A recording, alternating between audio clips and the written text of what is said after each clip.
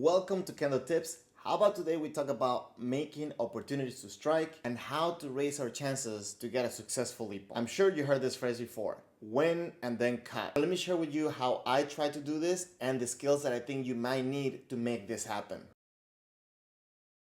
You could say that this video is about seme, but I don't want to call it that because there are many elements about seme that I will not be talking about today. And I think seme deserves a bunch of videos, not only one video. So how about instead we call it pressure. I'm going to share my mentality or how I approach my opponents during my practices, shinai, and even testing. But first, if you could please let me know in the comments below how you do this. What is in your mind when you're approaching your opponents? I'm curious to know. For me, I like to simplify things, and what I do is I put my opportunities to strike in two categories. Number one, when my opponent makes a mistake, and number two, when I make my opponent make a mistake. Let's say that my opponent maybe is attacking from very far away, is disengaging, or is freezing on the match. These are opportunities that I can take advantage of. I'm always looking for these opportunities, but they're not my main focus. My main focus is trying to make my opponent make a mistake, hesitating, blocking, or attacking desperately. So the formula to make this happen, but to make it simple, how about we change the wording for approaching, assessment,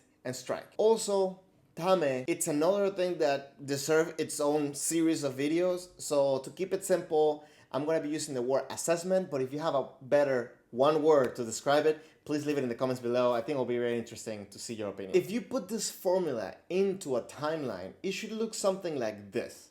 What this means is that the moment the pressure is done, that's the moment when you attack.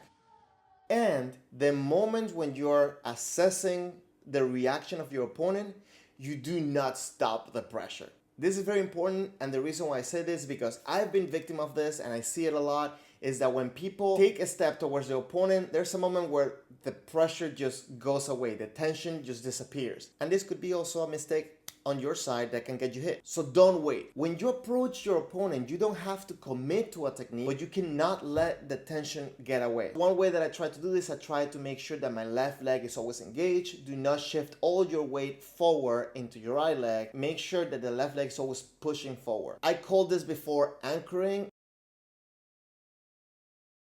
And I like to think about this, how the runners put their feet on the bracers before the race starts. And when the race starts, they just shoot themselves into the track. This is kind of the same feeling you need to have with your left foot at every moment you're approaching your opponent. That being said, that's where you want to keep your tension. You do not want to tense up your upper body.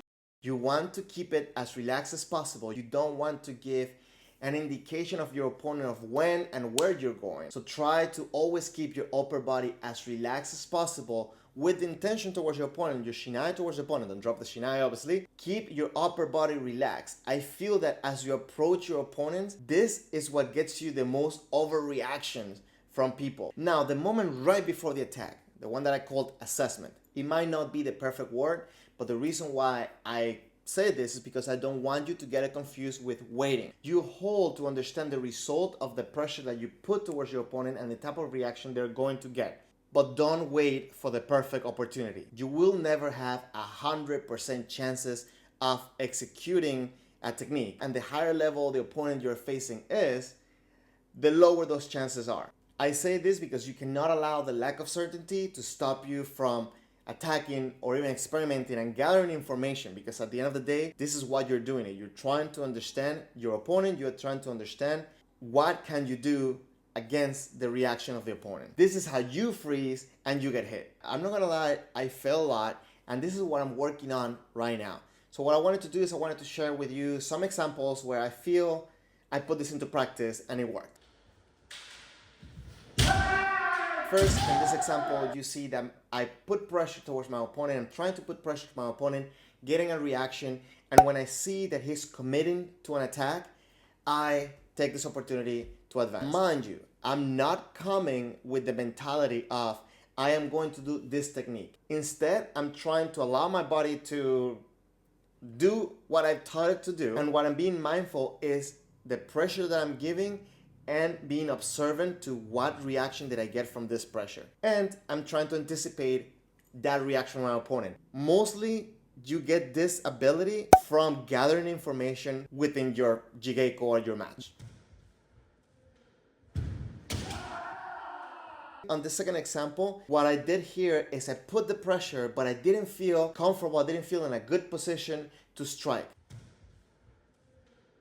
What I did is I used this information to get a little bit of the mindset of my opponent. I assumed that my opponent was in a backwards mood, and the second time I stepped a little bit deeper, trying to get myself into a better position, or if he was going to go further back, maybe I could chase him, I could do a technique. At the moment that I see the opening for the kote, I took it. So I tried to capitalize on the mistake that my opponent made. Honestly, I could have made the decision between putting pressure and taking the kote faster, but this is the concept that I'm trying to get you to understand. As you go through this, you do not want to let go of the pressure. You want to keep going forward. So try to anticipate the reaction and don't be afraid of failing. When you make the decision to attack, you have to explode. And I cannot stress it enough that the key to make this happen, it's fumikiri. In order to start that motion to send your body with power towards your opponent. If you want to know more about it and would like to see some drills that you can do, you can check this video that I made before. But in the meantime, if you have any questions about this, you can leave them down in the comments below or join the Kendo Tips Discord server, and there you can send me all your questions. If you enjoyed this video, please hit the like button and don't forget to subscribe if you haven't. Thank you very much for watching.